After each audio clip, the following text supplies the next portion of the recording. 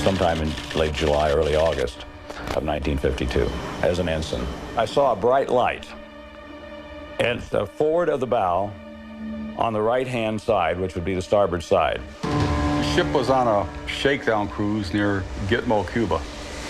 And I was down below decks. It was maybe approximately 8, 9 o'clock in the evening, I think it was.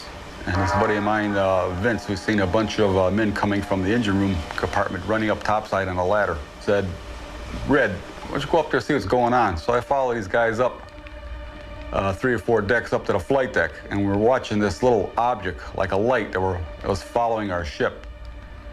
And then it came out of the sky at us. My friends called me to come outside, and we observed a bright light quite high in the sky. It looked like a star, but was much brighter. The light tracked at a high speed and came to a stop, altered direction, and accelerated to high speed, stopped again, and it proceeded across the sky in this manner until it disappeared into the moonlight. These 3 men, Robert Coburn, Chester Grzinski, and John Lawrence, all served on the USS FDR. But each man was assigned to the ship on different tours, in different years, and with different jobs. And yet each man saw the same thing sometime during his service, an unidentified flying object tracking the Navy aircraft carrier through the sky. Others stood with them and witnessed the same events, which occurred over a 10-year period. But there is no record of any sightings in the ship's logs, and attempts to find other eyewitnesses have failed. I know that during September of '52, there were a series of incidents during Operation Mainbrace, which was a series of naval maneuvers, military maneuvers with other countries. And during those maneuvers, there were a number of UFO incidents reported, one occurring in connection with a fighter jet, which had been followed by an unidentified flying object. Barry Greenwood is the research director of CAUSE, Citizens Against UFO Secrecy. He is also the co-author of the UFO Cover-Up. Greenwood has collected photographs of UFOs taken in 1952 from the deck of the flagship for Operation Mainbrace. They were taken aboard the USS Franklin D. Roosevelt. On September 20th, a newspaper reporter was on the flight deck of the carrier. He had a color camera with him. And he said he turned down the flight deck and noticed a group of guys looking up into the sky. He ran down there and noticed a large spherical object hanging in the air. Everybody was looking at it, so he had his camera. He decided to take some shots. And when he ran the exposures, he said the object accelerated, took off at high speed, disappeared. They thought it was a balloon initially. So the brass called the various other ships in the area, asked about a balloon. Nobody launched a balloon. Nobody knows anything about it. They listed it as an unknown. Possible balloon, but nobody knows where it came from. No, it's quite obvious that we had seen something. We don't know what it was. We knew that it couldn't be an airplane because an airplane could not start and stop. The rate of speed was too high, too fast for a helicopter, and it was too erratic a pattern track for a weather balloon. Leon Treadwell also served on the USS FDR in the 1950s. He recalls a UFO encounter he witnessed, along with several other men, while on anchor watch in Rio de Janeiro.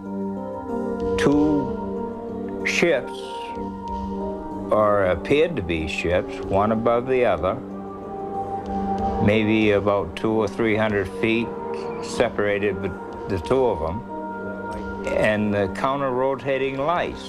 And all of a sudden a fireball dropped between the upper ship to the lower ship.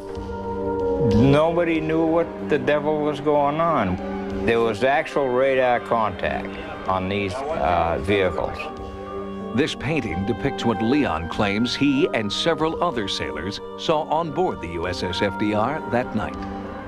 Several officers and these are representatives of divisional departments. They couldn't believe what they were looking at.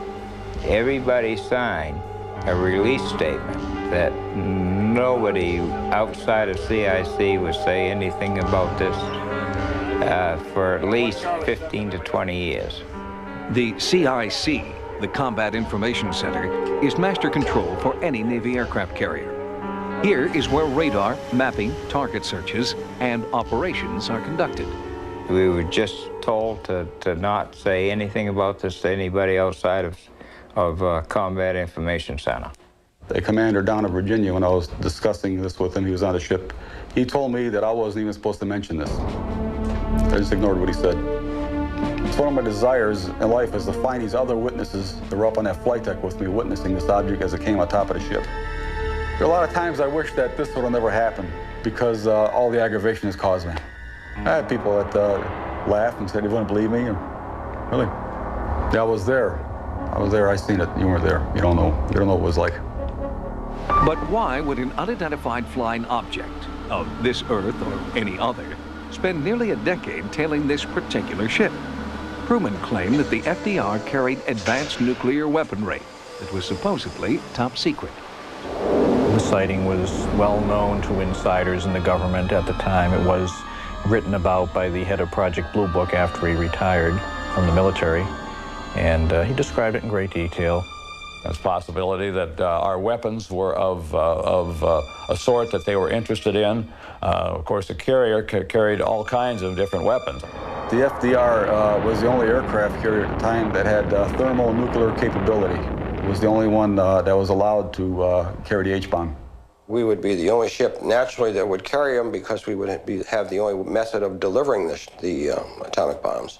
Since World War II, there have been a number of UFO sightings linked to nuclear storage and transport facilities.